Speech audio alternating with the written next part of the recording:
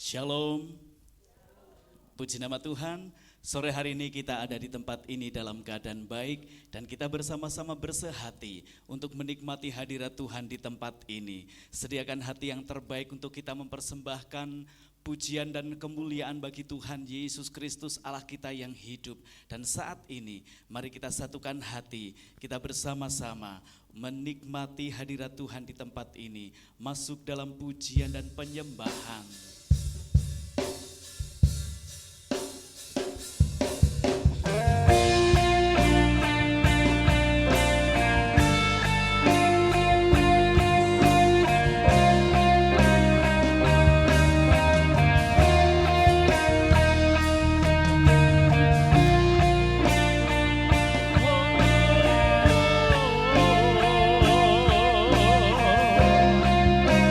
Katakan, sungguh besar setiamu, sungguh besar setiamu, nyata di sepanjang hidupku. Darahmu telah layakkan kehidupanku. tiada kata yang bisa lukiskan indahnya Kau. Yes, amin. Bagimu segala pujian dan kemuliaan.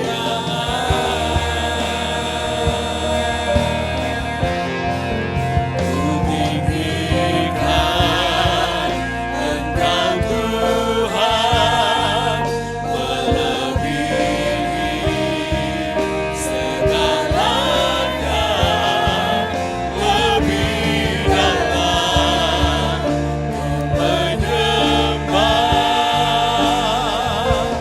dalam roh dan kebenaran selamanya.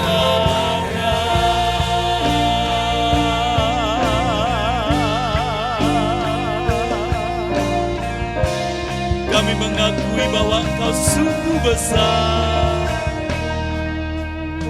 Sungguh besar setiamu, Nyata di sepanjang hidupku.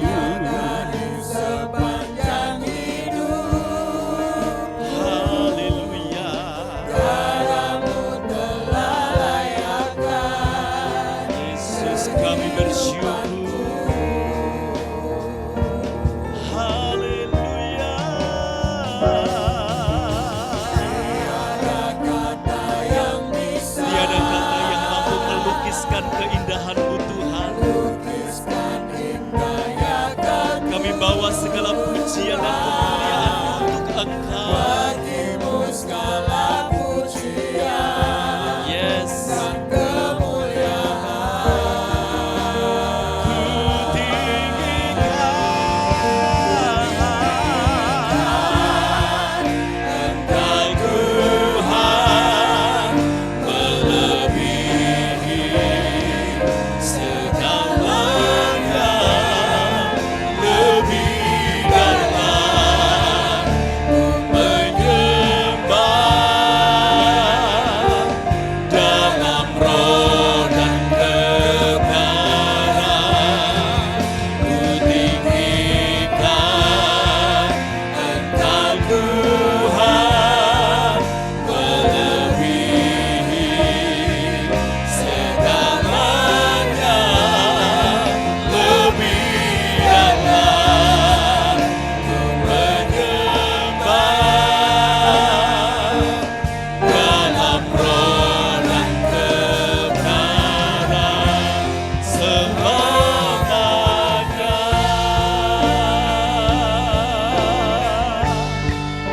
Mari umat Tuhan bangkit berdiri, dengan segenap hati akui sungguh besar kasih-Mu Tuhan. Sungguh besar setiamu, Nyata sepanjang hidupku. dari sepanjang hidup. Yes, amin.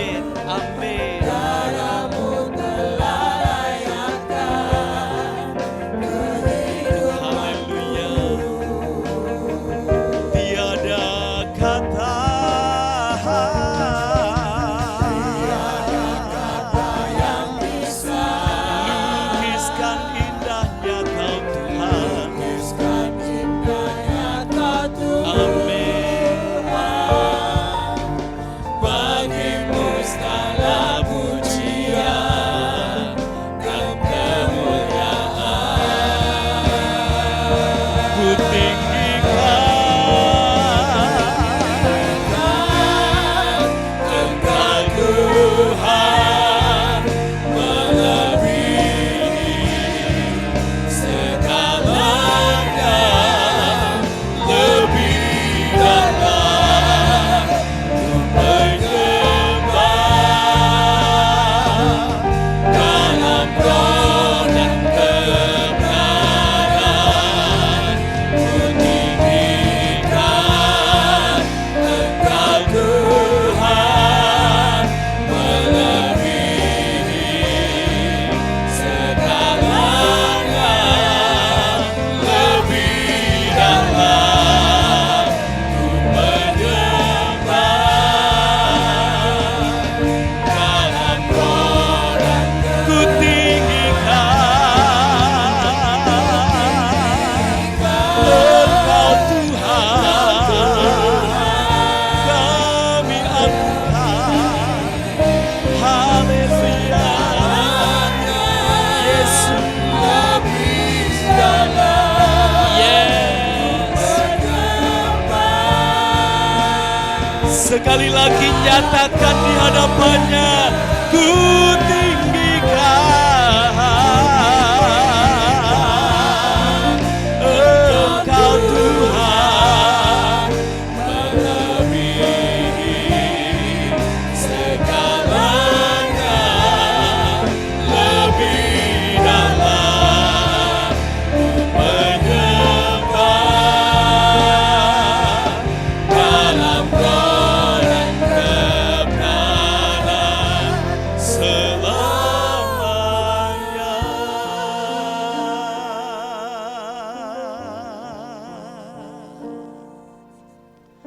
Selamanya kami mau tinggikan Engkau.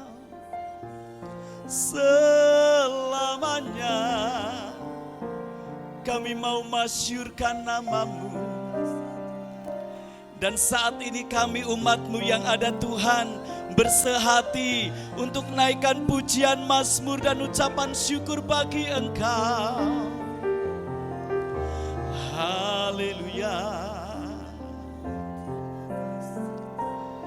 Naikkan pujian, mazmur dan syukur.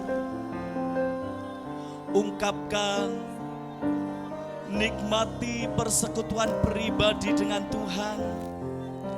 Hadiratnya nyata di tempat ini. Kuasanya dicurahkan atas kita.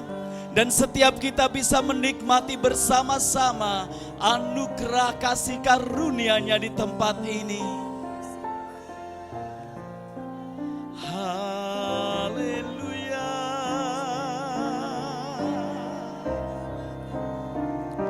Oh,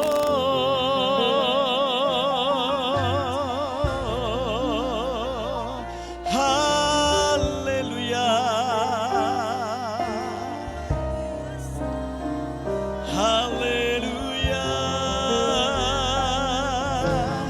Kami datang padamu, masyurkan nama-Mu, persembahkan syukur, mazmur bagi-Mu. Haleluya.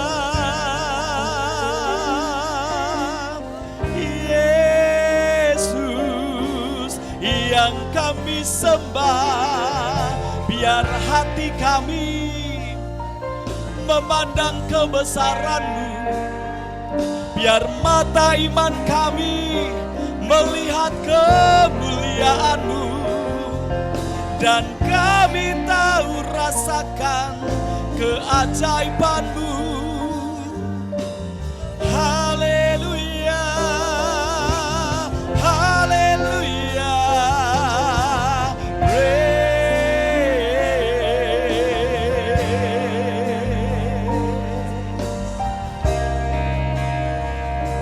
Segala pengagungan bagi-Mu Tuhan, segala kemuliaan bagi-Mu.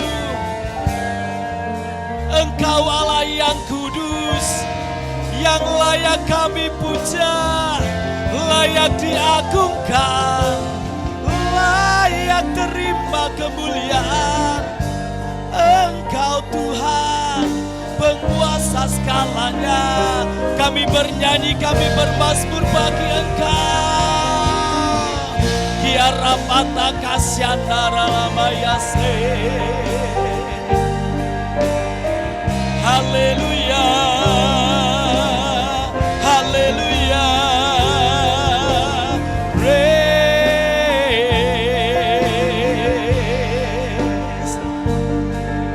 Terus rasakan hadirat Tuhan ada di tempat ini, dan terus nikmati hidup bersama dengan Dia, nikmati persekutuan yang indah secara pribadi dengan Dia. Haleluya. Engkau Allah termulia dan terbesar. Nyatakan dengan senang hati.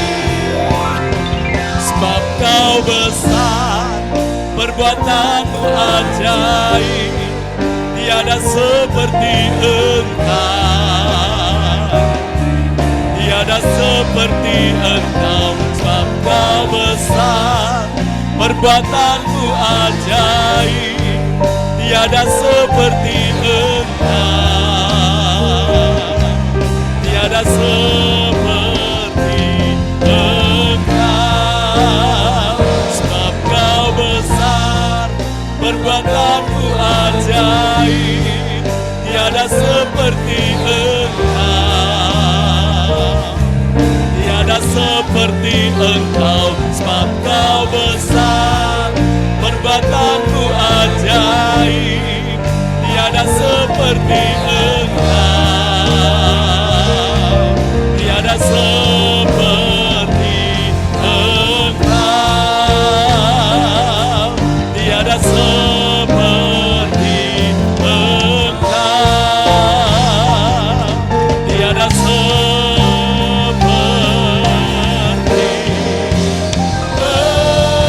Engkau. Haleluya. Sorak kemuliaan bagimu Tuhan. Terima kasih Tuhan. Sungguh Engkau besar, ajaib. Tiada Allah manapun seperti Engkau yang kami kenal di dalam Yesus Kristus. Sebab Engkau adalah pribadi Allah, firman itu yang hidup di dalam kami dan tinggal bersama kami. Dan Engkau senantiasa ada di dalam kami dan kami di dalam-Mu. Terima kasih Tuhan. Kami boleh menikmati hari yang indah hari ini. Dan kami boleh menikmati berkat-berkat kasih sayang-Mu dalam setiap langkah hidup kami. Kini kami mau bernyanyi bagi-Mu, bersorak bagi Engkau, dan menikmati kuasa-Mu, mujizat-Mu, keajaiban-Mu bersama-sama dari ibadah sore hari ini. Di dalam nama Tuhan Yesus kami siap bersorak bernyanyi bagi Engkau. Haleluya. Katakan amin bersama. Amin. Sebelum kita bersama angkat pujian bagi Tuhan, tengok kanan kiri saudara, kasih tos. Ya, katakan engkau diberkati Tuhan. Saudara bersuka cita? Nah sekarang katakan, aku disayang Tuhan dan aku bersuka cita. 1, 2, 3. Nah orang yang bersuka cita pasti aura wajahnya berbinar. Tidak ada aku disayang Tuhan. Ya, sekali lagi 1, 2, 3. Aku disayang Tuhan dan aku bersuka. Amin. Sorak-sorai yang meriah bagi Tuhan Yesus Kristus. Dia Allah yang ajaib, yang senantiasa memberikan kasih sayangnya berlimpah bagi kita.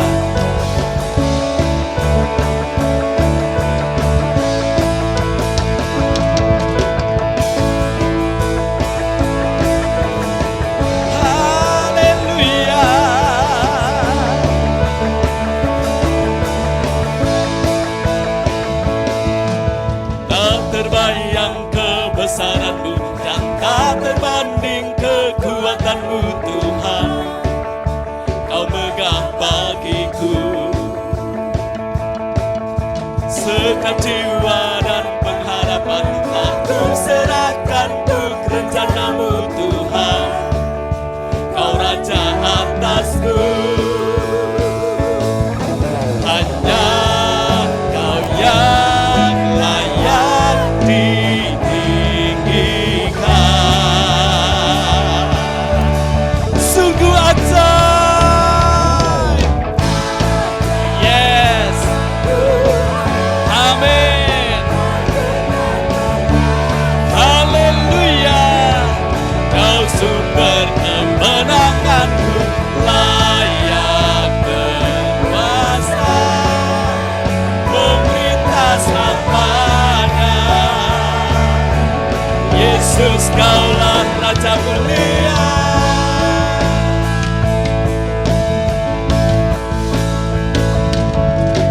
Tak terbayang kebesaranmu dan tak terbanding kekuatanmu Tuhan.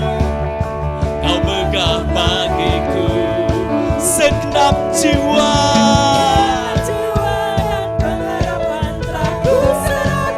Amin. Yes. Haleluya.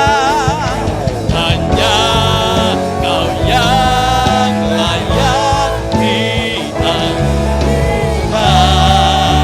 Haleluya. Ajaib. Sungguh Engkau ajaib. Yes.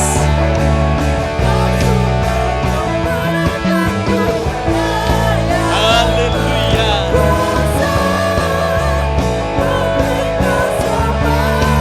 Haleluya. Angkat pujian ini kembali dengan segenap hati. Nyatakan bahwa Dia yang terbesar. Tak terbayang kebesaranmu dan tak terbanding kekuatanmu Tuhan. Kau megah bagiku. Amin. Segenap jiwa dan pengharapan telah ku serahkan untuk rencanamu Tuhan. Kau Raja atasku, hanya Kau yang layak ditinggikan. Haleluya. Ajaib Tuhan, agung dan perkasa. Kau sumber kemenanganku, layak berkuasa, memerintah selamanya.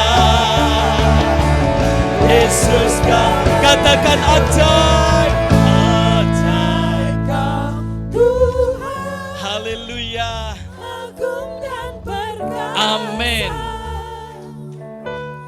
Kau sumber kemenanganku, layak berkuasa. Yes. Mari umat Tuhan nyatakan bersama, ajaib Kau Tuhan.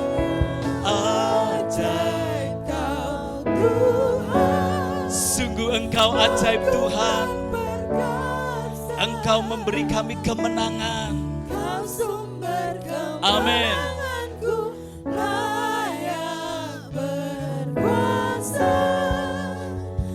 Yes. Oh, Yesus Kau mulia. Ajaib Kau Tuhan, agung dan perkasa. Kau sumber kemenanganku, layak berkuasa, memerintah selamanya. Yesus, Kaulah Raja mulia.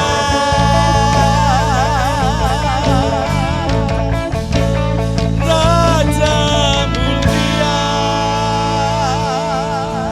Haleluya. Silakan duduk, Tuhan Yesus memberkati. Dia menyatakan keajaiban dalam setiap langkah hidup kita. Dan Dia senantiasa bersama dengan kita dalam setiap langkah dimanapun kita berada. Dalam keadaan baik ataupun kurang baik, penyertaan Tuhan tetap sempurna atas kita. Dan jejak-jejak Tuhan senantiasa bisa ikuti. Di mana Dia melangkah, di situ kita bisa mengikuti jalan-jalannya.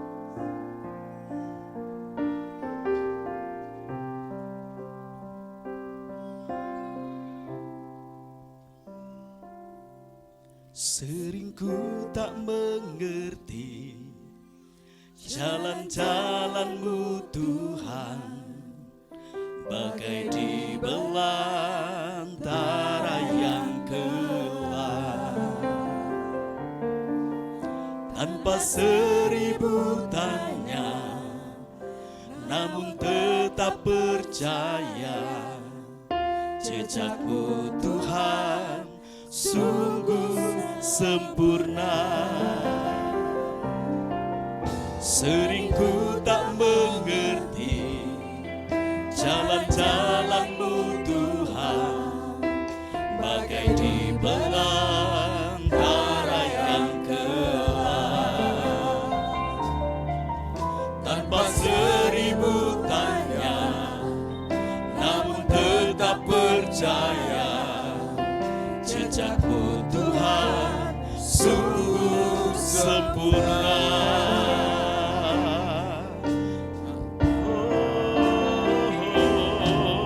Ajarku memahami semua yang Kau ingini, agar hidupku puaskan hati-Mu. Bagi-Mu aku sepenuh hati menghamba, serahkan diri genapi karya-Mu. Sering tak mengerti, sering ku tak mengerti jalan-jalan-Mu Tuhan, bagai di belantara yang gelap. Tanpa seribu tanya, namun tetap percaya, jejak-Mu Tuhan sungguh sempurna. Katakan kembali, sering ku tak mengerti jalan-jalan-Mu Tuhan, bagai di belantara yang gelap. Tanpa seribu tanya, namun tetap percaya, jejak-Mu Tuhan sungguh sempurna. Ajarku memahami semua yang Kau ingini, agar hidupku puaskan hati-Mu. Bagi-Mu aku rela sepenuh hati menghamba, serahkan diri genapi karya-Mu. Ajarku memahami semua yang Kau ingini, agar hidupku puaskan hati-Mu. Bagi-Mu aku rela sepenuh hati menghamba, serahkan diri genapi karya-Mu. Ajarku memahami semua yang waktu sepenuhnya saya serahkan pada hamba-Nya, agar hidupku puaskan hati-Mu. Bagi-Mu aku Kita akan berdiri bersama-sama. Sepenuh hati kita nyanyikan pujian ini. diri Oh, ajar aku Tuhan. Oh, ajarku memahami semua yang kau ingini, agar hidupku puaskan hatimu. Bagimu aku rela sepenuh hati menghamba, serahkan diri. Genapi karya, Ajar kami Tuhan, ajarku memahami semua yang kau ingini, agar hidupku puaskan hatimu. bagimu aku rela Sepenuh hati menghamba, serahkan diri. Genapi karyamu, serahkan diri. serahkan diri. Genapi karyamu, serahkan diri. Genapi karyamu. Sorak-sorai yang meriah buat Tuhan kita. Biar pujian ini Tuhan menjadi satu komitmen, janji yang baru buat setiap kami. Untuk kami menyerahkan seluruh kehidupan kami ke dalam tangan Engkau. Engkau Tuhan yang tidak saja mencari kami orang-orang yang terhilang, tapi Engkau juga memberikan nyawamu, memberikan hidupmu bagi kami.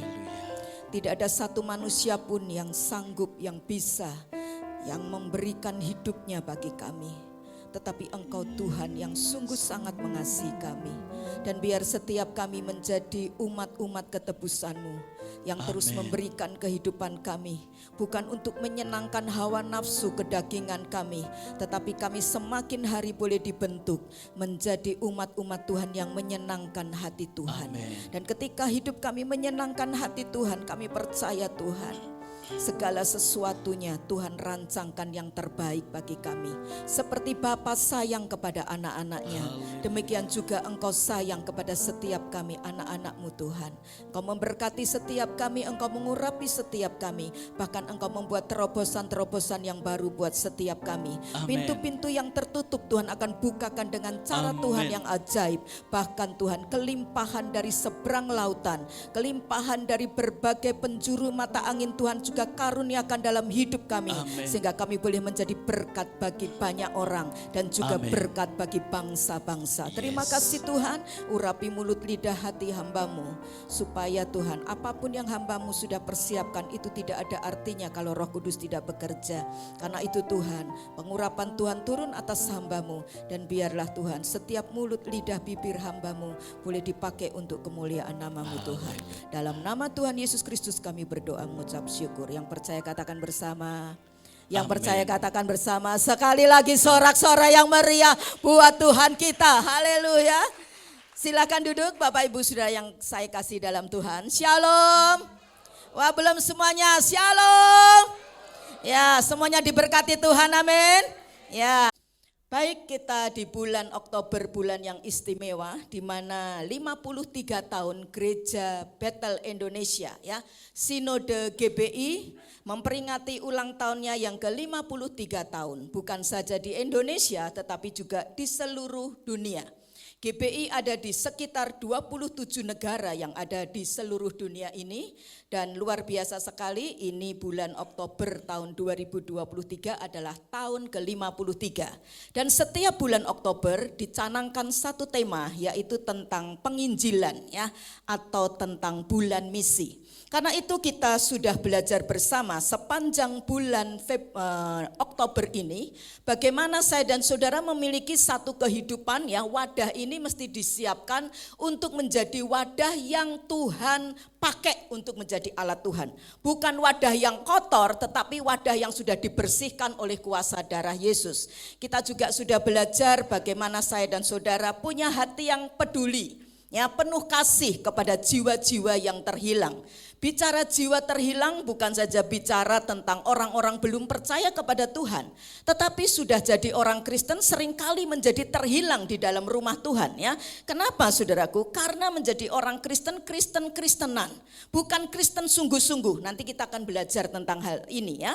Nah saudaraku sekalian, sehingga akhirnya kehidupan mereka terbuang. Karena Matius 7 berkata tidak ya, orang yang menyebut kepada Tuhan, Tuhan, Tuhan, tetapi dia yang mau masuk kerajaan sorga. Bukan orang seperti itu, tetapi adalah orang-orang yang melakukan kehendak Bapa kita di sorga. Minggu kemarin kita belajar dari hambanya Bapak Pendeta Peter Tuhuteru dari Surabaya tentang kehidupan doa ya. Paginya kita belajar tentang menggapai itu hidup kekekalan ya, dan sorenya kita belajar tentang sikap di dalam berdoa ya. Karena itu sungguh sangat penting bagi setiap saksi Tuhan ya, untuk bersaksi ya, untuk menjadi berkat bagi banyak orang, menjangkau banyak jiwa, perlu punya hidup doa. Nah hari ini kita akan belajar satu kebenaran firman Tuhan, yaitu bicara tentang teladan ya. Katakan bersama, bicara tentang apa? Teladan. Teladan apa yang Yesus lakukan ya. Katakan bersama tema ini, 2, 3. Teladani ya, kurang i di situ ya. Teladani ya apa yang Yesus lakukan ya. Sekali lagi, 2, 3. Teladani apa yang Yesus lakukan ya. Lebih dulu kita akan baca bersama dalam surat 1 Petrus pasal yang kedua, ayat 21 sampai dengan ayat yang ke-24. Nanti saya minta ya Ibu Meli ya dengan Bapak Ibu Saudara membaca lebih dulu ayat 21, nanti 22-nya saya baca gantian ya, 24-nya kita akan baca sama-sama ya. Surat 1 Petrus pasal yang kedua ayat 21 sampai 24, judul perikop yang ditulis oleh Lembaga Alkitab Indonesia adalah tentang penderitaan Kristus sebagai teladan ya. Mari Ibu Meli dan Bapak Ibu Saudara membaca lebih dulu. 2, 3. Sebab untuk itulah, karena Kristus telah menderita untuk kamu, dan dia telah meninggalkan teladan bagimu, supaya kamu mengikuti jejaknya. Ayat yang ke-22, ia tidak berbuat dosa, dan tipu tidak ada dalam mulutnya. Ketika ia dicaci maki, ia tidak membalas dengan mencaci maki. Ketika ia menderita, ia tidak mengancam, tetapi ia menyerahkannya kepada Dia yang menghakimi dengan adil. 2, 3. Ia sendiri telah memikul dosa kita di dalam tubuhnya di kayu salib, supaya kita yang telah mati terhadap dosa hidup untuk kebenaran. Oleh bilur-bilurnya kamu telah sembuh. Katakan bersama, amin. Nah Bapak Ibu Saudara yang saya kasih di dalam Tuhan, satu kali ada seorang anak kecil ya. Anak kecil ini sekitar usia 7 tahunan ya. Anak kecil ini seorang anak laki-laki saudaraku, dan dia punya pekerjaan ya, karena dia dari keluarga tidak mampu, sebagai penjajah buah jeruk. Nah anak kecil ini dia menjajakan dagangannya di salah satu stasiun kereta api. Satu kali ketika dia menjajakan dagangannya itu, stasiun itu hari itu penuh sesak ya, ramai dengan orang datang dan pergi. Nah ketika satu kali stasiun di kereta api itu kedatangan salah satu kereta dan juga kereta-kereta yang lain, saudaraku, apa yang terjadi? Biasa ya, penumpang itu akan berebutan, ada yang naik, ada yang apa? Ada yang turun. Nah ketika anak kecil ini bawa dagangan dalam keranjang buah jeruknya itu, tanpa sengaja ada satu orang penumpang yang nyenggol dagangannya ini. Dan kemudian jeruknya itu berhamburan kemana-mana. Nah si anak ini melihat seperti itu, dia enggak bisa lakukan apa-apa. Bayangan dia ini jeruknya itu sudah pasti hilang, dia akan dimarahi orang tuanya, dia akan rugi. Nah dia kemudian nangis ya. Dia saudaraku sekalian bahasa Perancis kunonya ndeprok, you know ndeprok ya. Dia kemudian waduh di lantai itu, namanya anak-anak saudaraku, dia cuma nangis dan nangis. Tidak ada orang yang peduli di stasiun itu, demikian banyak orang. Tetapi ada satu orang bapak yang rupanya ketika dia melihat itu timbul yang namanya belas kasihan. Muncul yang namanya belas kasihan. Dan kemudian si bapak ini dia cari itu jeruk-jeruknya, di mana dia masukin ke keranjangnya ya, dan juga mana mungkin sudah diinjek orang dan sebagainya ya, dia terus semuanya itu kumpulin. Yang bagus-bagus dipisah ya, kemudian yang rusak-rusak dia juga pisahkan. Dan kemudian si bapak ini bawa itu keranjang jeruk, dan semua yang sudah dipungutin itu dia lihat enggak ada lagi jeruk-jeruk yang kemana-mana. Dan kemudian dia bilang, "Nak, ini jerukmu, aku kembalikan sama kamu, dan ini ada berkat buat kamu, uang. Ya, kamu bisa pakai ini ya, lebih dari cukup untuk mengganti kalaupun jeruk-jerukmu itu rusak." Dan kemudian apa yang terjadi ketika si anak ini melihat bapak ini ya, anak ini bengong saudaraku. Anak ini ngeliatin sama bapak ini. Dan kemudian anak ini nanya sama bapak ini, "Pak, saya mau nanya, memangnya bapak ini Tuhan Yesus ya?" Bapak ini kaget saudaraku. "Loh, kok kamu tanya seperti itu? Kenapa, Nak?" Dan anak ini cerita, "Pak, saya ini bukan orang Kristen. Tapi satu kali saya pernah dibawa sama teman saya ke gereja. Dan saya ikut sekolah minggu di gereja itu. Saya mendengar di sekolah minggu itu, ibu guru cerita, kalau satu kali engkau mengalami masalah, satu kali engkau mengalami keadaan yang di mana tidak ada satu orang pun yang mau peduli sama kamu, tidak ada satu orang pun yang mau nolong kamu, ndak usah khawatir, ndak usah takut, ndak usah cemas. Ada satu pribadi namanya Tuhan Yesus Kristus. Dia sanggup menolong engkau, dia selalu menyertai engkau." Dan itu saya lihat, semua orang-orang Pak tadi ndak ada yang peduli. Ibu guru di sekolah minggu bilang, Tuhan Yesus yang sanggup tolong kamu.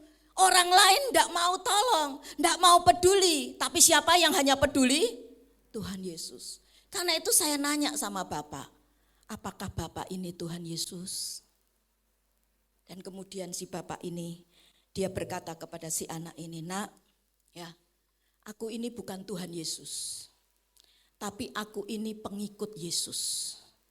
Aku ini murid Yesus." Sampai di sini, coba kita flashback sebentar. Sudahkah hidup kita, hidup saya, hidup saudara, yang bilang kita ini adalah murid Tuhan? Kristen. Kata Kristen itu dipakai orang-orang Antiokhia pada zaman Kisah Para Rasul bukan karena KTP-nya Kristen. Bukan karena keluar masuk ke gereja, bukan karena pelayanan, tidak.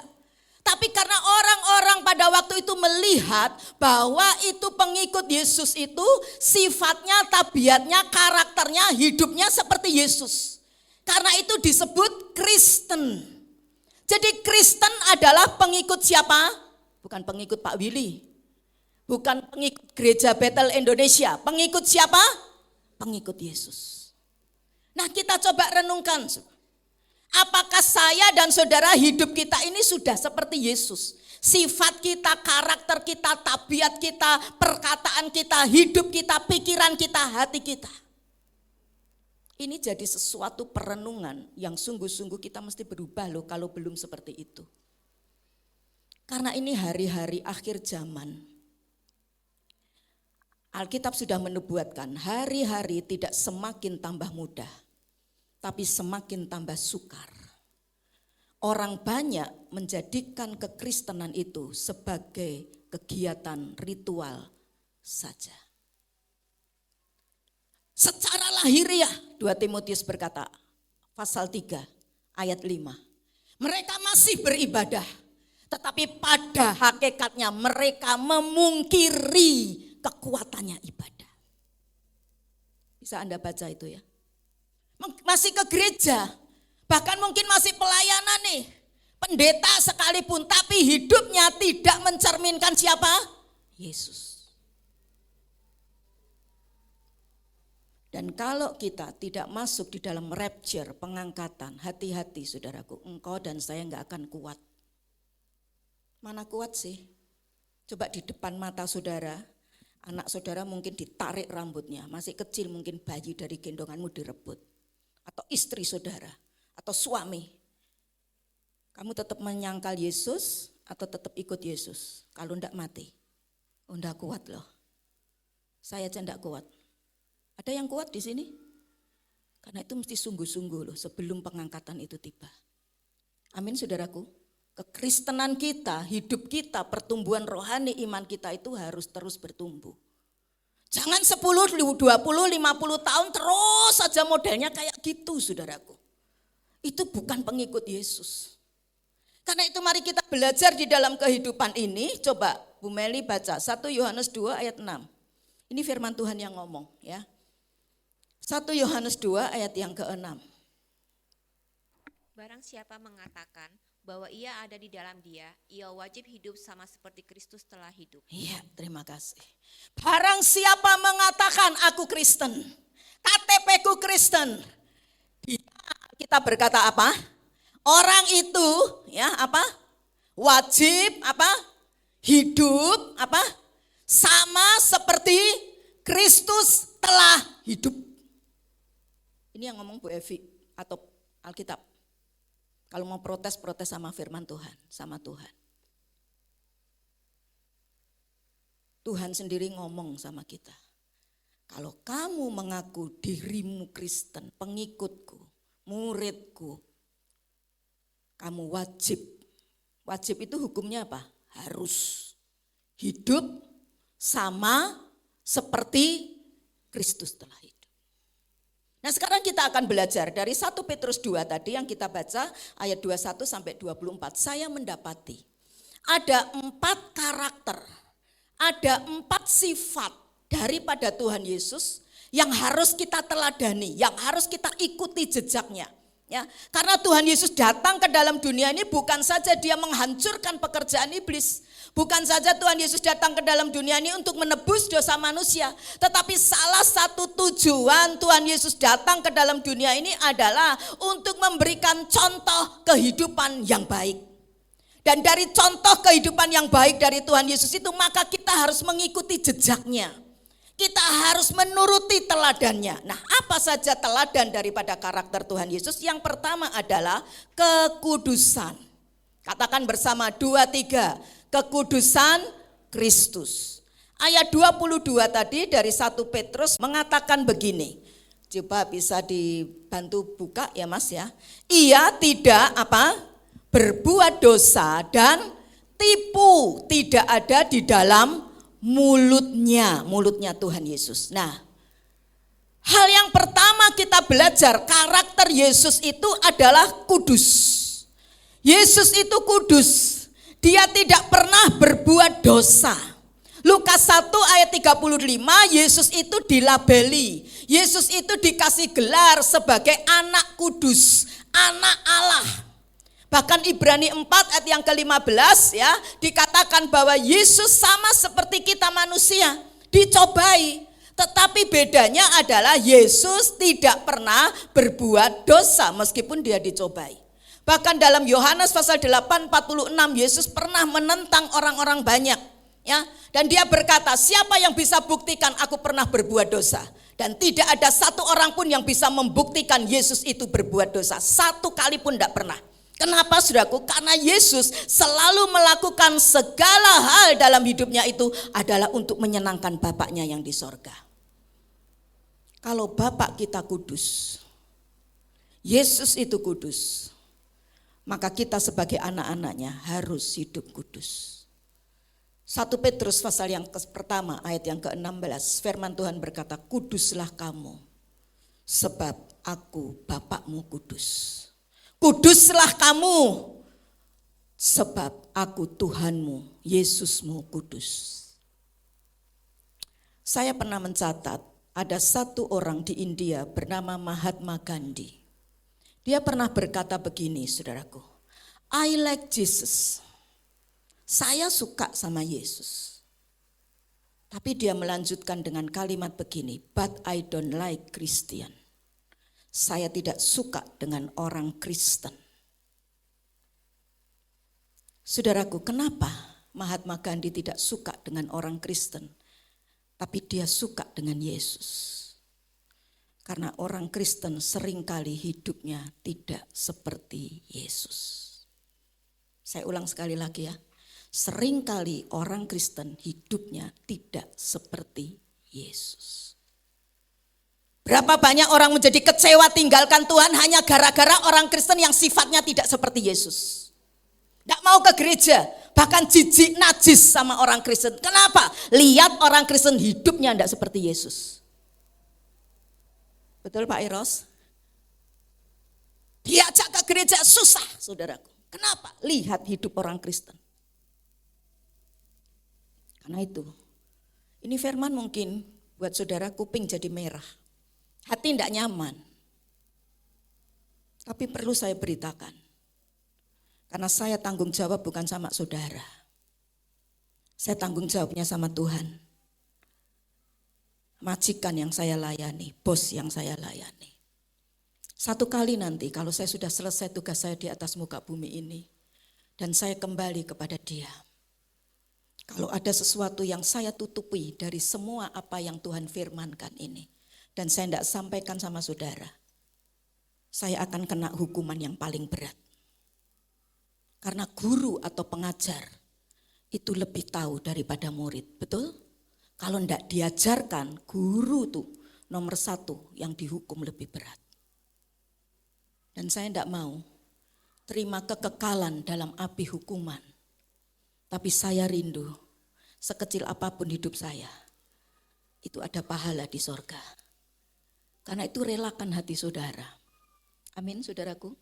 Dan saya percaya ketika engkau merelakan hatimu dibentuk, rasanya hancur, lumat kedaginganmu ini rasanya wah diaduk-aduk, diinjek-injek, diiris-iris, digiling-giling.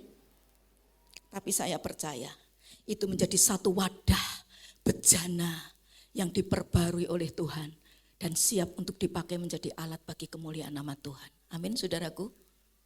Tidak ada yang amin? Amin. Saya pernah kasih ilustrasi kan sama saudara. Di sini ada mungkin 1 gelas. Isinya air putih mineral, seger luar biasa. Kasih es. Kesenangan saya tidak ada yang lain kecuali air putih dikasih es batu. Dan saudaraku sekalian, rasa haus ya, kita sudah bisa bayangkan wah terobati dengan minum air es itu. Di situ ada 2 gelas. Yang 1 gelas kristal, harganya sangat mahal, luar biasa, cantik, bagus sekali. Tetapi sayang gelas kristal itu sangat kotor. Ada debu di situ, ada tanah di situ, ya, ada mungkin daun yang kotor masuk ke situ dan sebagainya.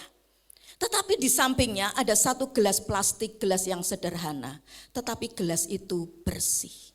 Saya mau tanya sama Bapak Ibu Saudara, Anda pilih minum pakai yang gelas mana? Yang mahal harganya tapi kotor, atau yang murah harganya tetapi bersih? Halo? Yang mana? Nah, Anda saja pengen kan memakai barang-barang yang apa? Bersih. Apalagi Bapak kita di sorga loh. Kalau hidup kita semakin dibersihkan oleh darah Yesus, maka saya percaya kok berkat saudara itu tidak pernah berhenti. Wah yang amin 2 orang. Berkat saudara kagak pernah berhenti. Amin. Penyertaan Tuhan itu enggak pernah akan tinggalkan saudara. Ngalami apapun. Saudara pandemi kemarin dulu 3 tahun lebih kan. Semua masih sehat. Amin. Yang lain sudah innalillahi wa innalillahi rojiun. Tapi kalau engkau masih sehat, masih hidup, itu anugerah Tuhan. Amin.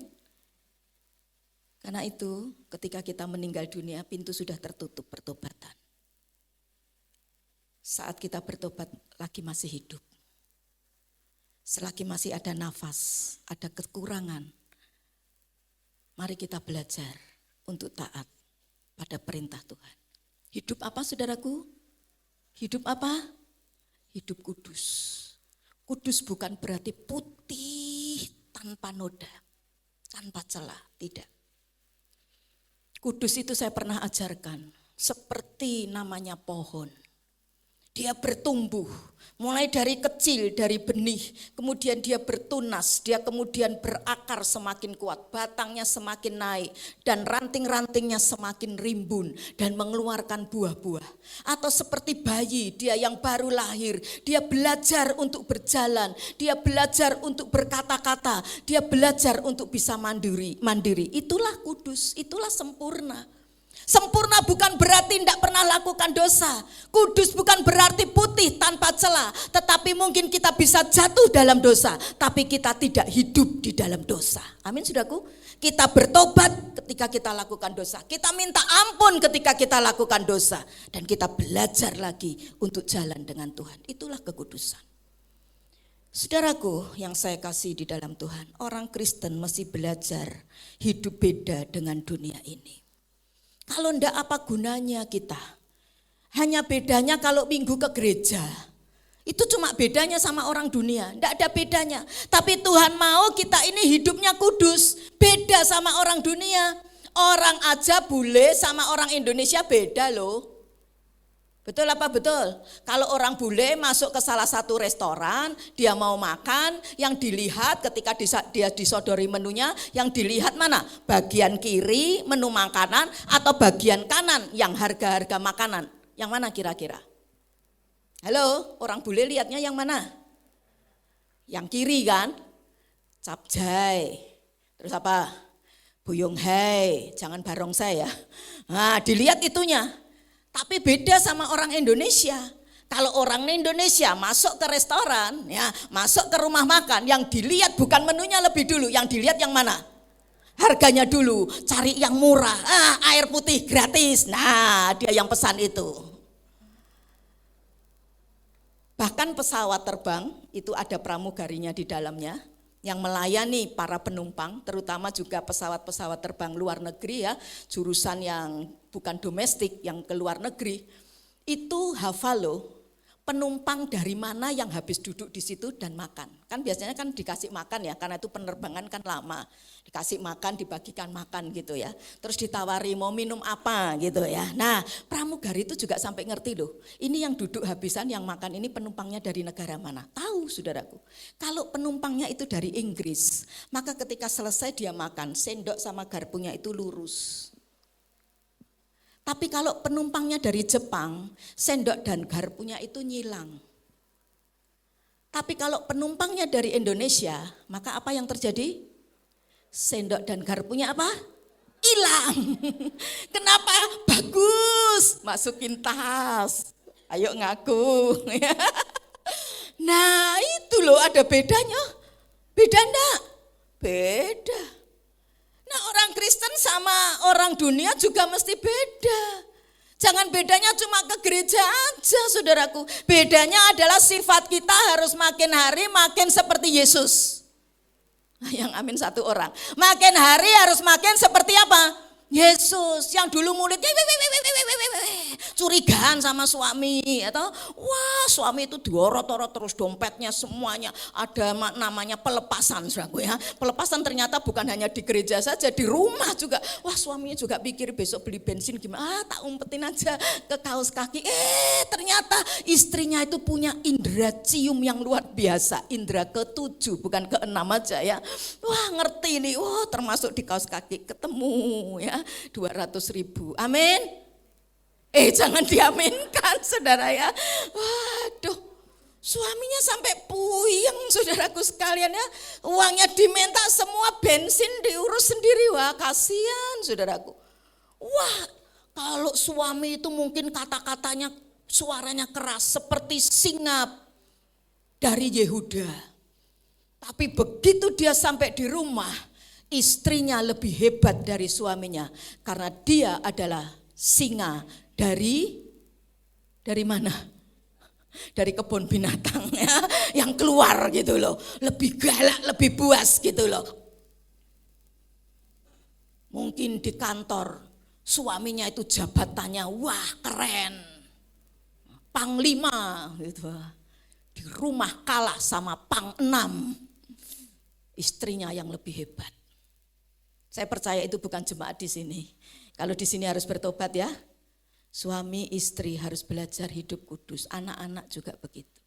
Dan saya percaya ketika kita hidup kudus, maka saudaraku sekalian, Tuhan itu akan mengalirkan sesuatu yang dahsyat luar biasa. Kenapa? Ibrani 12 ayat 14 mengatakan, kejarlah kekudusan. Ada kata itu loh, kejarlah kekudusan. Ibrani 12 ayat 14. Sebab apa? Tanpa kekudusan apa? Tidak seorang pun akan melihat Tuhan. Jadi jangan mimpi kita itu masuk surga. Jangan mimpi ketemu Tuhan, dapat pahala kalau hidupmu belum hidup kudus. Belajar saudaraku. Yang kata-katanya suka masih kasar, ayo bertobat. Masih suka tipu sana, tipu sini, ayo bertobat. Makin hari hidup kita harus seperti Tuhan. Yang kedua kita belajar bukan hanya kekudusan saja, tapi karakter yang kedua dari Yesus adalah karakter lemah lembut. Karakter apa? Lemah lembut. Ya, 1 Petrus 2 ayat 23 tadi mengatakan begini ya. 1 Petrus 2 ayat 23. Ketika ia dicaci maki ya, Yesus dicaci maki, Alkitab bilang apa? Iya Yesus apa? Tidak membalas dengan apa? Caci maki. Nah, ini sifatnya Yesus saudaraku. Dia tidak balas ketika orang berbuat jahat dalam hidup dia. Karena itu saudaraku sekalian, Matius pasal yang ke-11 29 Yesus pernah berkata, "Pikulah kuk yang kupasang dan belajarlah kepadaku karena aku lemah lembut." Saudaraku. Untuk belajar lemah lembut, belajar sama Tuhan Yesus. Karena dialah ya yang punya karakter lemah lembut. Saudaraku. Lemah lembut bukan lemah gemulai loh. Ya, lemah lembut bukan orang yang lemah. Ya, enggak bisa apa-apa tanpa daya, bukan. Orang lemah lembut itu adalah orang yang punya prinsip pegang kebenaran firman. Tetapi ketika dia menyampaikan kebenaran firman, dia hatinya itu penuh dengan kasih, saudaraku. Bukan untuk nyemes, ngeritik, menghancurkan orang, tapi supaya orang itu bertobat, supaya dibangun orang itu. Itu orang lemah lembut. Dan Alkitab menasihatkan kepada kita, untuk dalam rumah tangga, berkeluarga, apapun, dalam berkomunitas, miliki karakter sifat lemah lembut. Coba baca Cik Meli, 1 Petrus 3 ayat 1 sampai 4 ya. Firman Tuhan bilang apa? 1 Petrus 3 ayat 1 sampai 4. 1 Petrus 3 ayat 1 sampai 4. Demikian juga kamu, hai istri-istri, tunduklah kepada suamimu, supaya jika ada di antara mereka yang tidak taat kepada firman, mereka juga tanpa perkataan dimenangkan oleh kelakuan istrinya. Jika mereka melihat bagaimana murni dan salehnya hidup istri mereka itu. Perhiasanmu janganlah secara lahiriah, yaitu dengan mengepang-ngepang rambut, memakai perhiasan emas atau dengan mengenakan pakaian yang indah-indah. Tetapi perhiasanmu ialah manusia batinia yang tersembunyi dengan perhiasan yang tidak binasa, yang berasal dari Roh yang lemah lembut dan tentram, yang sangat berharga di mata Allah. Ya, terima kasih. Luar biasa sekali firman Tuhan ini ya. Firman Tuhan bilang, kalau ada suami yang belum bertobat, belum percaya Yesus, belum kenal Tuhan, suami itu bisa diselamatkan. Bukan karena setiap hari istrinya ngotbahi dia, enggak saudaraku. Tapi karena dia bisa dimenangkan sebab istrinya punya karakter saleh. Karakternya itu lemah lembut seperti Yesus. Banyak keluarga jadi ribut, banyak keluarga jadi masalah karena istri tidak lemah lembut. Banyak problem terjadi karena suami tidak lemah lembut.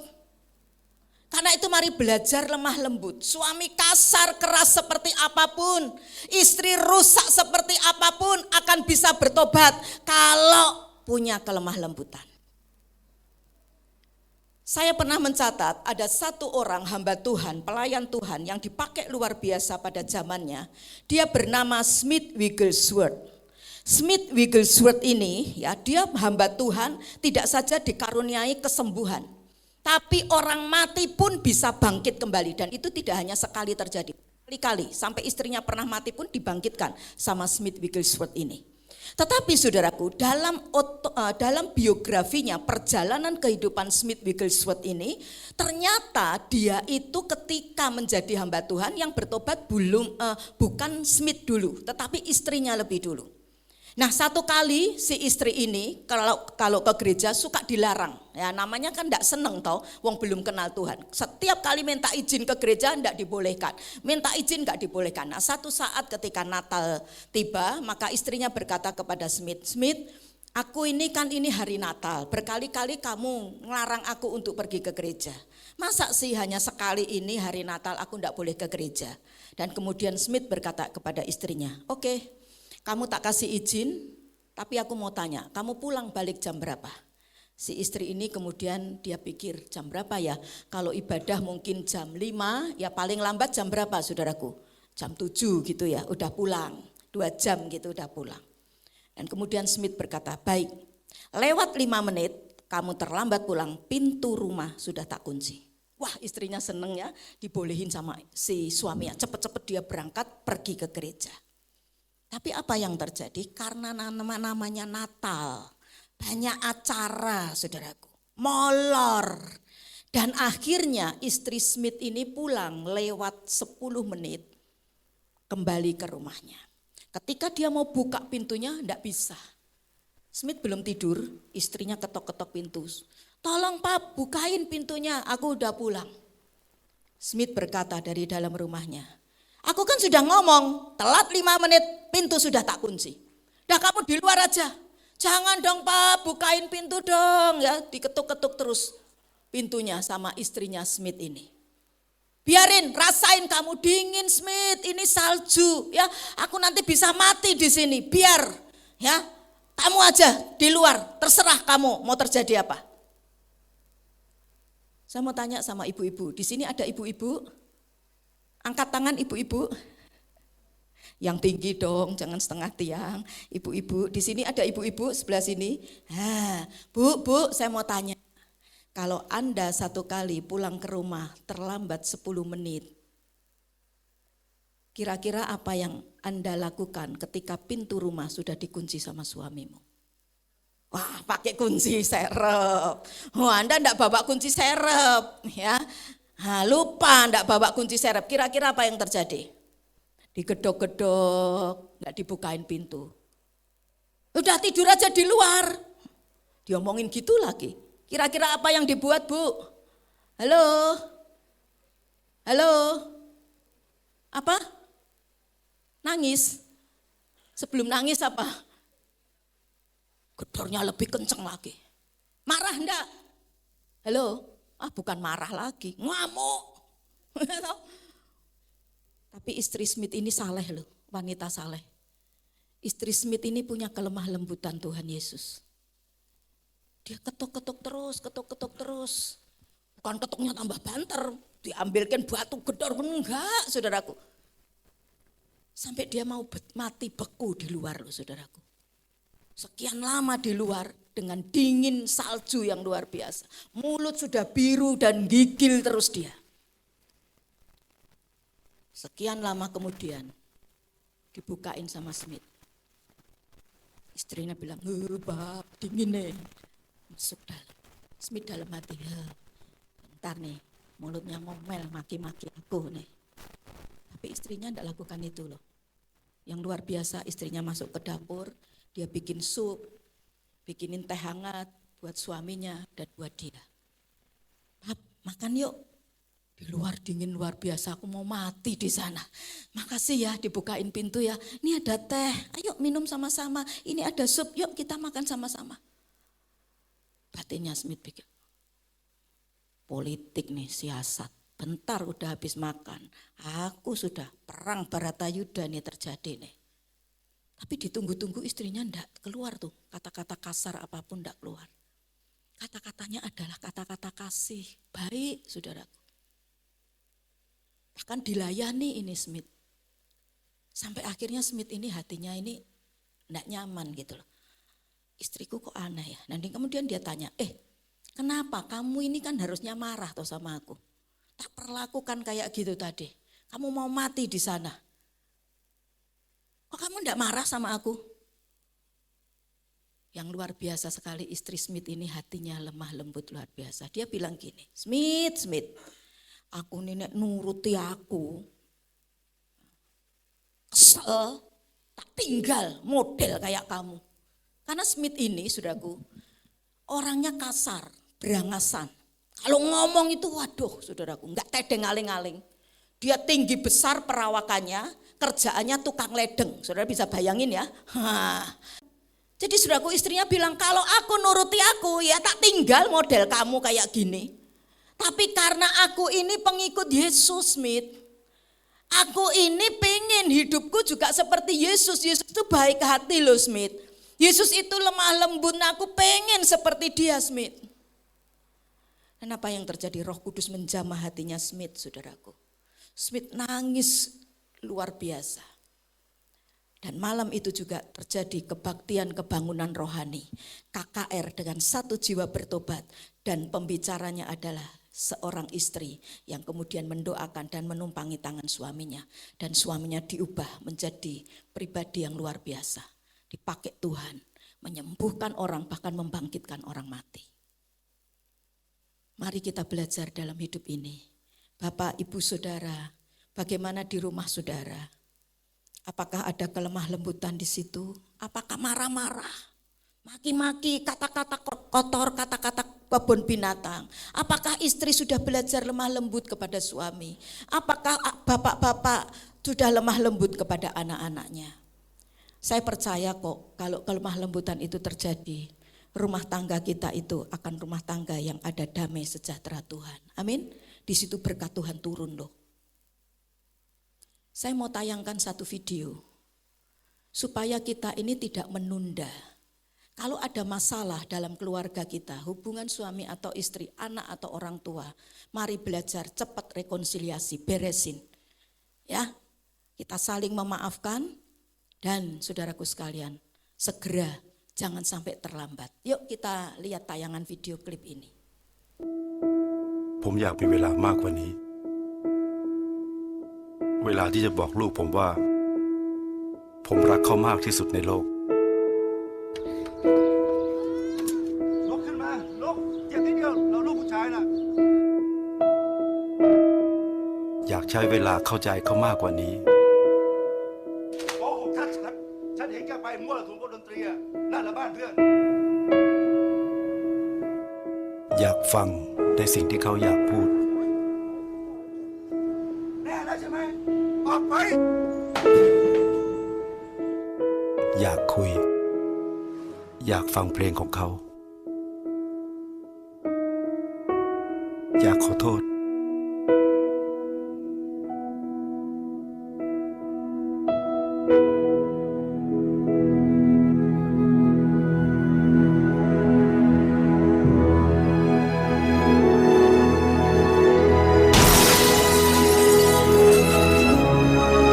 ก็อย่างที่ผมบอก ผมอยากมีเวลามากกว่านี้ เวลาที่จะได้ทำในสิ่งที่ผมยังไม่ได้ทำ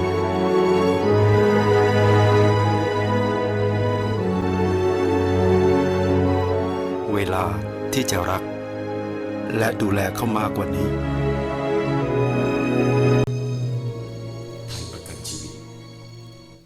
Ya, ini kisah di mana seorang bapak punya masalah dengan anaknya.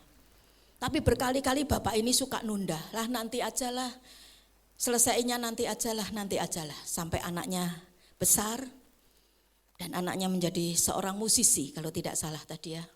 Dan bapak itu dengan antusiasnya dia pikir di sanalah dia akan menyaksikan anaknya konser dan disitulah dia akan peluk anaknya dan dia akan bikin rekonsiliasi dengan anaknya.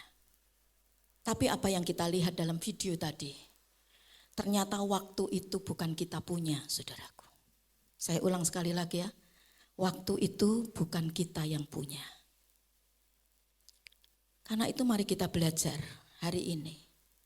Selesaikan, jangan ditunda. Apa saudaraku? Selesaikan, jangan ditunda. Cepat minta maaf. Dan saya percaya, belajar ketika kita belajar mengasihi dan kita mengizinkan kelembutan Kristus itu ada dalam keluarga kita. maka di situ saya percaya rumah tangga kita dipulihkan oleh Tuhan. Amin saudaraku. Jangan sampai terlambat. Jangan sampai papamu, jangan sampai mamamu, jangan sampai pasanganmu, anak-anakmu sudah tidak punya waktu lagi untuk memperbarui hubungan saudara. Tapi pulang dari tempat ini, bereskan dengan keluarga saudara. Yang ketiga kita belajar karakter Kristus selain kekudusan, kelemah lembutan. Yang ketiga adalah kerendahan hati.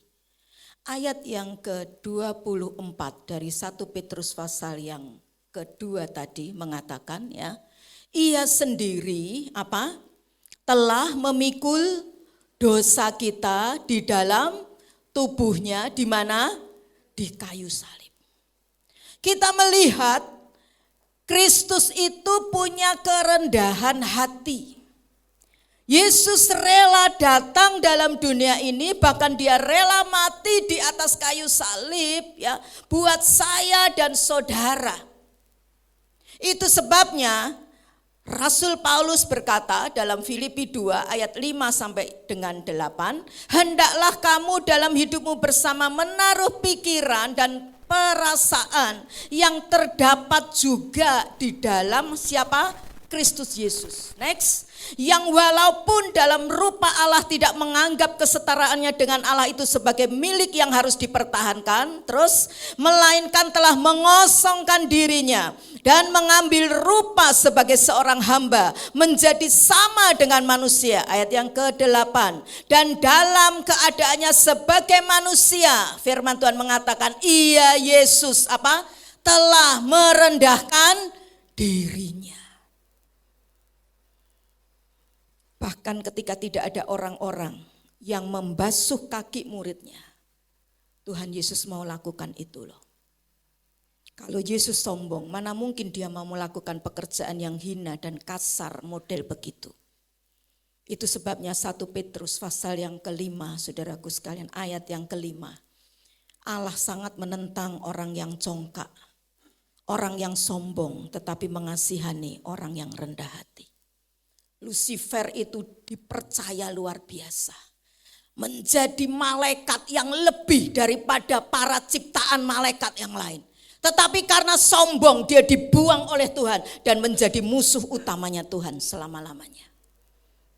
Karena itu mari kita belajar dalam hidup ini, apapun yang Tuhan sudah anugerahkan dalam hidup saudara, apapun yang engkau bisa kerjakan itu bukan kekuatan kita, itu adalah anugerahnya Tuhan. Amin saudaraku. Apapun dalam hidup ini, mungkin kau berkata, loh Bu Evi, itu tuh keringat-keringatku sendiri loh Bu Evi, aku kerja banting tulang, susah payah cari duit, itu aku sendiri yang kerja. Iya. Tapi kalau engkau enggak dikasih keringat sama Tuhan, bisa enggak keringetan saudaraku? Kagak bisa. Jangan sombong saudaraku. Di hadapan saudara ada satu monumen hidup Bapak Gembala Sidang saudara. Tik sekian digeser sekian aja, 0,0 sekian aja saudaraku, mili. Udah enggak bisa apa-apa loh saudaraku. Ngomong tubuh Yesus jadi darah Yesus itu kalau perjamuan kudus. Ngomong darah Yesus jadi tubuh Yesus, kebalik-balik enggak bisa ngomong. Ketika saya masih menjadi ketua Korwil Wanita WBI Surakarta saudaraku, ya suka dipanggil pelayanan juga kan, ibadah ini, Natal ini dan sebagainya, namanya ketua Korwil saudaraku ya. Nah Pak Willy kan selalu ada buat saya, dia bisa nyetir loh, dia bisa nyembah Tuhan, nyanyi semua teks hafal, tapi untuk ngomong tuh enggak bisa loh saudaraku. Dan dokter sudah berkata ada penyumbatan di sini, semua CT scan dan sebagainya.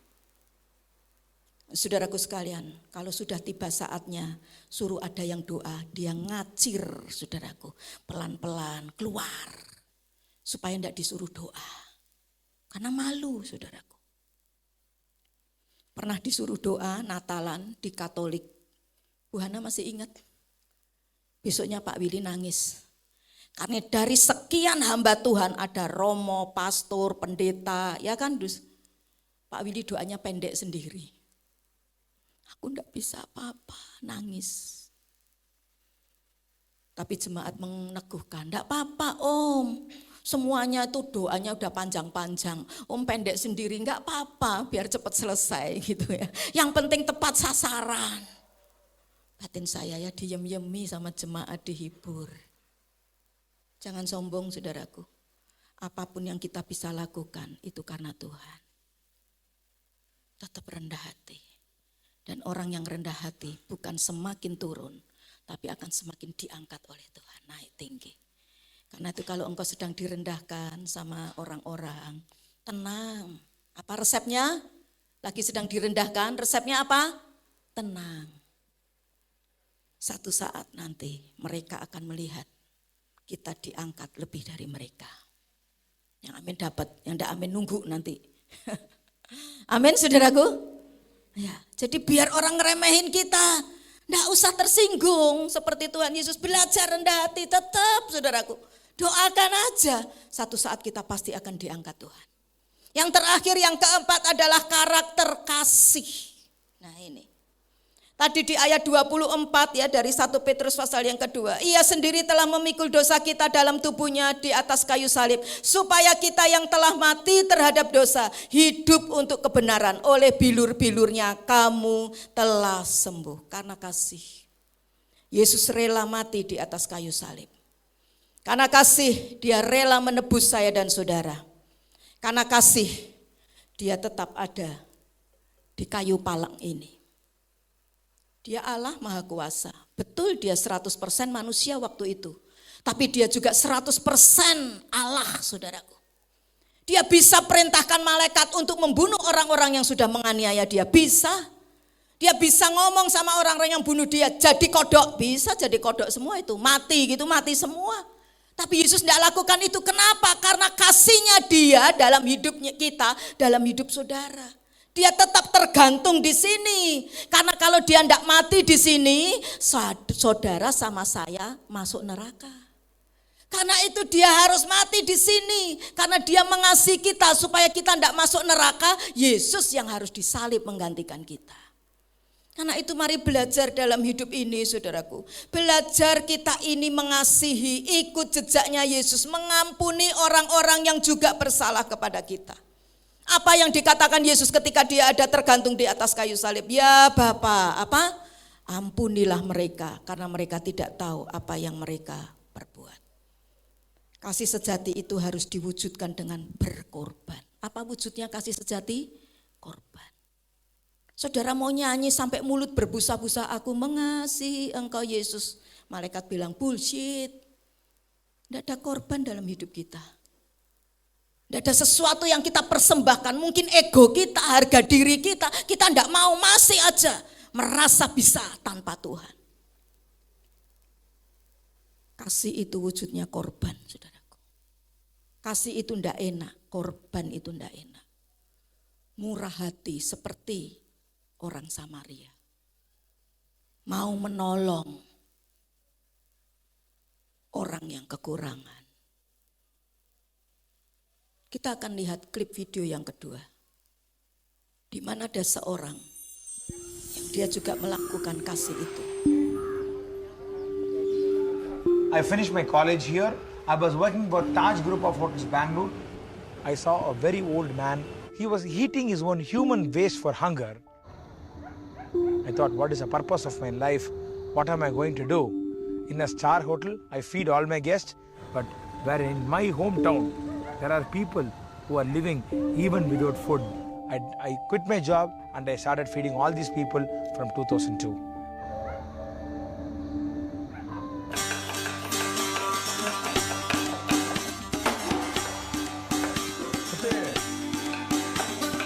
Today morning we made ven pongal and sambar.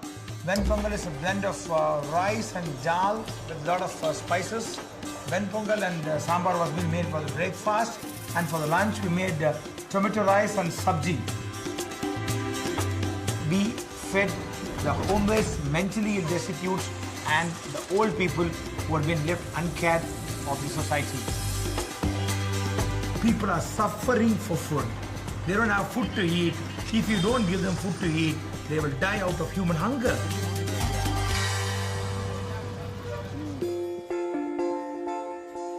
I cut their hair. I give them a shave, I give them bath. For them to feel psychologically that they are also human beings. There are people to care for him. They have a hand to hold, hope to live. Food is one part, love is another part. So the food will give them physical nutrition. The love and affection which you show will give them mental nutrition.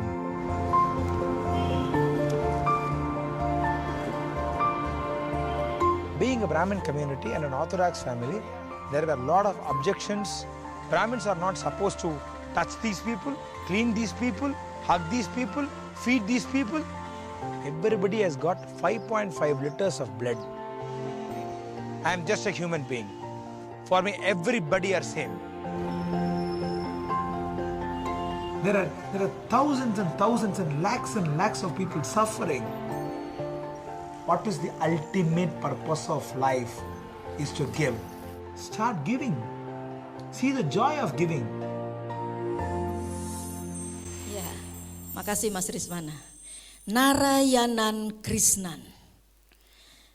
Dia tahun 2010 dinobatkan oleh CNN sebagai salah satu hero karena dia melakukan sesuatu untuk sesama. Apa yang dia lakukan tadi kita sudah lihat ya, masak, dibungkus nasinya ya kan, terus apa lagi, ngambilin orang-orang di jalanan itu ya, dicuci, dimandikan ya, dikasih minum ya, diobati dan semuanya. Tapi saya percaya teladan agung kita bukan Narayanan Krishnan. Teladan agung kita adalah Tuhan Yesus Kristus. Dia bukan hanya bisa kasih makan, tapi dia juga menyerahkan hidupnya buat saya dan saudara. Amin saudaraku. Maukah engkau berkata hari ini, Tuhan, aku mau melakukan apa yang engkau lakukan. Dan dengar baik-baik saudaraku. Hidup kita tidak pernah akan membawa dampak apapun dan dianggap sama orang kalau hidup kita tidak mempunyai sesuatu atas hidup mereka. Hidup kita mesti berdampak. Saudara mau Kristen keluar masuk gereja, tenteng Alkitab sekalipun, ya, kata-kata pujian, haleluya, glory, puji Tuhan. Buat orang itu nggak ada dampaknya, nggak ada ngefeknya, saudaraku. Kecuali hidupmu berdampak sesuatu buat orang itu. Karena itu saudaraku, mari sekecil apapun hiduplah berdampak buat keluarga saudara. Amin. Buat pasanganmu, buat anak-anakmu, buat orang tuamu. Hidup berdampak bagi komunitasmu, bagi teman-temanmu, bagi keluarga sanak familimu yang lain. Hidup seperti Yesus. Yang pertama, belajar hidup kudus. Yang kedua, belajar lemah lembut. Yang ketiga, belajar apa? Rendah hati. Yang keempat, belajar mengasihi. Seminggu ini praktek ya, keluar dari sini praktek, kerjakan. Besok lagi apa? Praktek, kerjakan, saya percaya. Engkau menjadi orang-orang yang luar biasa dalam Tuhan. Sampai orang bilang, apakah engkau Yesus? Kenapa? Lihat hidup kita. Hidup yang tidak egois. Hidup yang tidak mementingkan diri sendiri. Mungkin tidak punya duit. Tapi engkau mungkin lihat di jalan tuh. Dan kau punya seteguk air, 1 botol minum kecil. Ini musim panas kan? Wonogiri sudah mulai kekeringan ya. Mereka minta supaya kita punya tim Pelmas bantu mereka air bersih. Mari kita belajar. Engkau punya 1 botol, 2 botol. Bawa ke orang-orang yang membutuhkan. Tidak usah bilang, apa sih? Mana aku kurang loh Masian. Selamanya engkau tetap akan kurang. Tapi kalau kita mau berbagi di dalam kekurangan kita, Tuhan yang akan memberikan kelimpahan yang luar biasa dalam hidup kita. Amin saudaraku. Sesuatu yang tidak pernah kita pikir, Tuhan itu akan berikan dalam hidup kita. Kesimpulannya yuk baca sama-sama. Jadilah orang Kristen yang meneladani Kristus. Yang pertama apa? Kudus. Yang kedua apa? Lemah lembut. Yang ketiga, rendah hati. Yang keempat, mengasihi. Supaya apa? Nama Tuhan dipermuliakan dalam hidup kita. Amin. Tuhan Yesus memberkati. Yuk kita sama-sama berdiri. Terima kasih Tuhan. Roh Kudus, kami tidak akan mampu dan bisa meneladani karakter-Mu. Karena itu beri kami kekuatan Roh Kudus, beri kami kemampuan dan kesanggupan untuk kami belajar seperti Tuhan Yesus. Mengikuti setiap jejak langkah Tuhan. Sehingga kami boleh membawa banyak orang datang kepada Tuhan. Hari ini, saya tidak tahu apa yang menjadi pergumulan saudara. Mungkin sedang terjadi sesuatu masalah dalam rumah tanggamu, terhadap pasanganmu, atau terhadap anggota keluargamu yang lain. Pulang dari sini saudaraku, jangan tunda-tunda, jangan keraskan hatimu. Roh Kudus sedang mengingatkan saudara untuk saling memaafkan, untuk saling mengampuni, untuk saling mengasihi. Mungkin sekian lama kita sudah menjadi orang Kristen, hidup kita tidak pernah berubah. Itu sebabnya satu kali Tuhan memproses engkau, memasukkan engkau dalam kandang singa. Atau mungkin memasukkan engkau ke dalam dapur api. Tapi kandang singa dan dapur api itu tidak akan menghabisi engkau. Yesus ada buat engkau saudaraku. Dia hanya mau hidupmu engkau berikan kembali kepada Tuhan. Dia hanya mau cintamu, kasihmu engkau berikan kembali kepada Dia. Tidak ada satu orang pun yang mengasihi engkau dan saya seperti kasihnya Tuhan Yesus terhadap kita. Seringkali orang mencintai kita karena sesuatu yang kita lakukan. Tetapi ketika kita tidak bisa memberikan apa-apa kepada orang itu, maka orang itu menjauh dari dalam hidup kita. Tidak demikian dengan Tuhan Yesus. Dia mengasihi kita apa adanya kita. Karena itu terima orang lain pun apa adanya Tuhan. Seperti Tuhan Yesus juga mengasihi engkau dan saya, menerima kita. Kiralaya shikirata karapayara. Saya merasa Roh Kudus sedang menjamah setiap hati di tempat ini. Roh Kudus sedang mengingatkan sesuatu kepada setiap pribadi di sini. Ayo nak, pulang. Pulang ke rumah Bapakmu yang penuh dengan kelimpahan susu dan madu. Jangan hidup pesta pora dengan dunia ini. Jangan hidup mengandalkan dunia yang akan binasa. Jangan hidup dengan kekuatanmu yang terbatas dan ada batasnya. Tapi hidup dengan kekuatanku yang tanpa batas itu. Ayo nak, kembali kepada kasihku yang mula-mula. Kiralaya shikirata karapayara laya shikirata karapayara. Kiralaya shikirata karapayara. Mungkin ada kata-kata kotor, kata-kata kasar. Perilaku yang tidak menyenangkan pasangan kita. Mungkin anak orang tua, bapak terhadap anak, ibu terhadap anak. Minta ampun kepada Tuhan. Dan jangan ulangi lagi, jangan berbuat dosa lagi.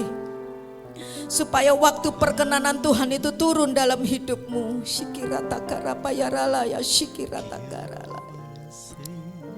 Semua menyembah Tuhan. Dari mulutmu katakan terima kasih buat firman-Mu Tuhan. Mengingatkan kami kembali untuk pada jalur-Mu Tuhan. Mengingatkan kami kembali untuk pada jalan-jalan-Mu Tuhan. Daging kami mungkin berontak Tuhan, tetapi kami tahu Tuhan bahwa Engkau sedang merenda kami, Engkau sedang menenun kami, Engkau sedang memproses kami menjadi bejana-bejana bagi kemuliaan nama-Mu Tuhan. Shikirata karapayara ya shikirata. Terima kasih Tuhan, terima kasih, terima kasih. Terima kasih Tuhan, terima kasih. Haleluya. Sering ku tak mengerti Oh Yesus, jalan-jalan-Mu Tuhan.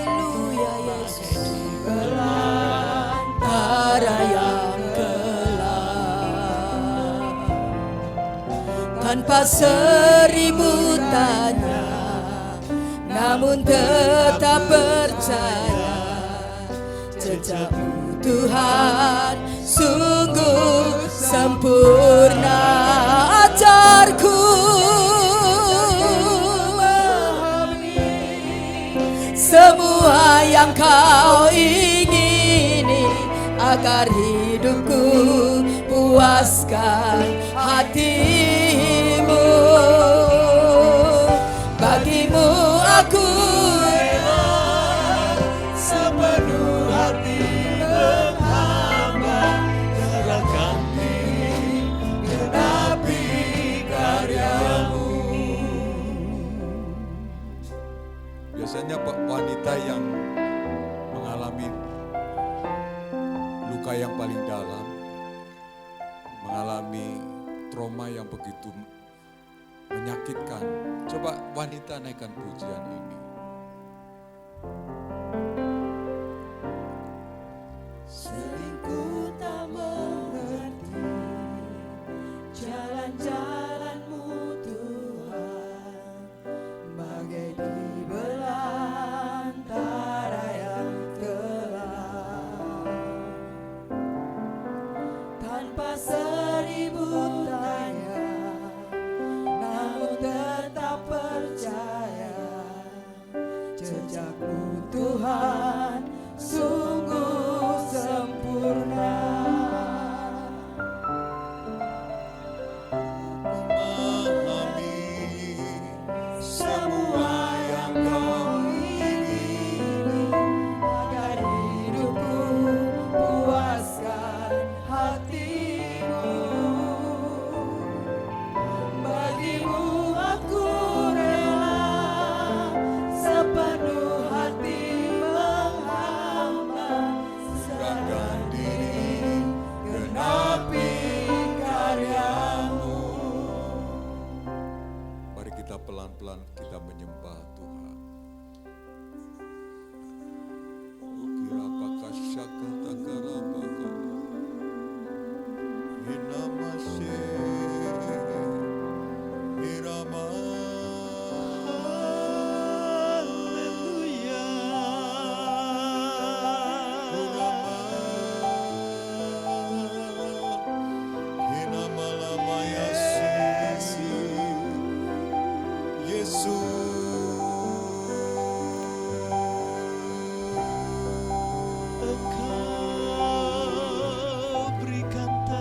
Mari kita sembah Tuhan. Haleluya.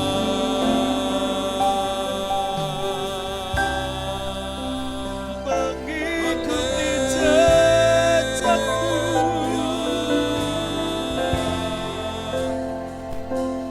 Kita sembah dengan Roh Kudus. Belajar darimu, kami bersyukur, kami bersyukur sepertimu. Haleluya.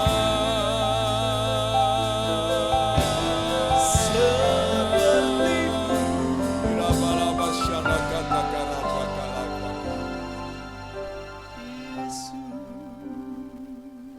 Jangan menurut waktu kita, biarlah menurut waktu Tuhan. Jika waktunya Tuhan sudah terjadi, semua indah pada waktunya. Semua indah pada waktunya.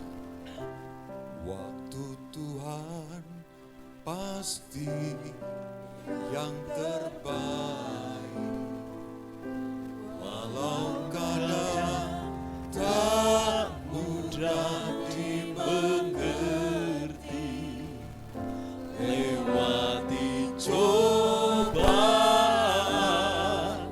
ku tetap percaya waktu Tuhan pasti yang terbaik.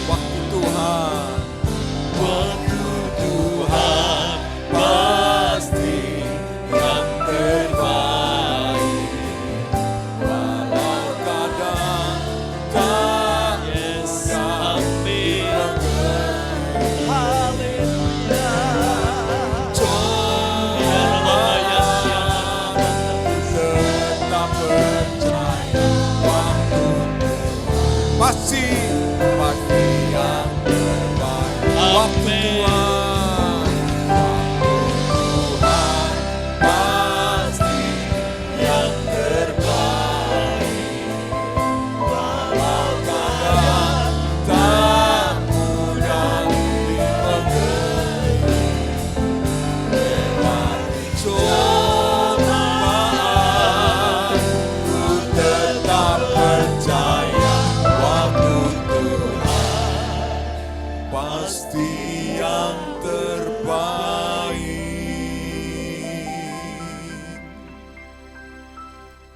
Engkau bekerja dengan sesuai waktu-Mu Tuhan.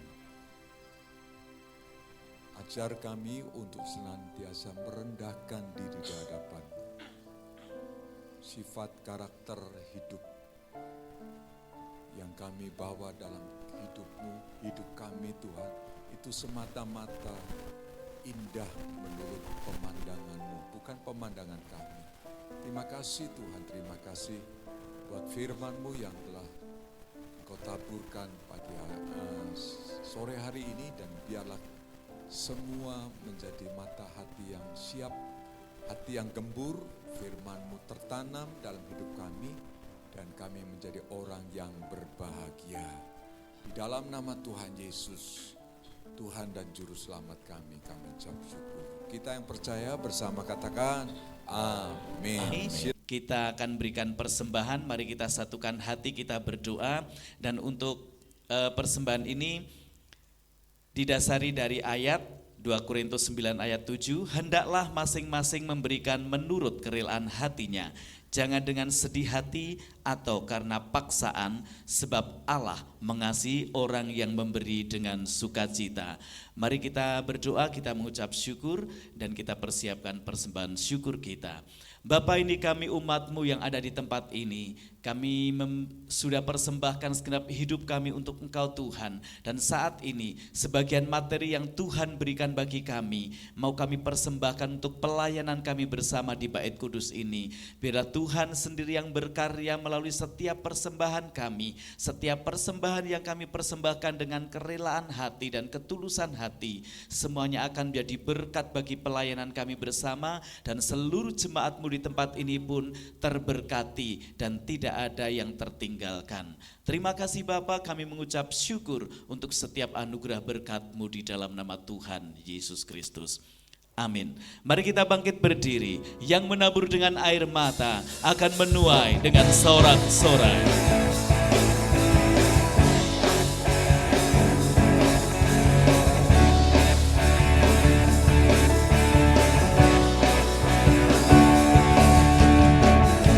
Ketika Tuhan memulihkan keadaan Sion, keadaan kita seperti orang yang bermimpi. Waktu itu mulut kita penuh dengan tawa, lidah kita dengar sorak-sorai